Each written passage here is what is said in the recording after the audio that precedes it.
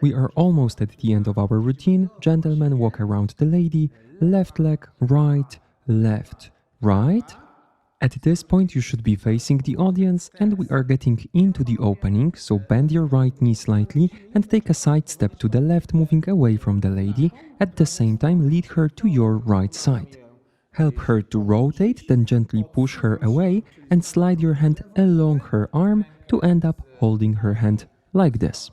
You should of course end this part with most of your weight on the left leg, and to finish off this motion you can lead the left hand to the side as well. Let's now cover the last part from the lady's perspective. You're with your back to the audience. On the man's right side, your right hand is on his shoulder. Place the left hand on his forearm. Now walk around the man with 4 steps. Start with the right leg. Right, left, right, left.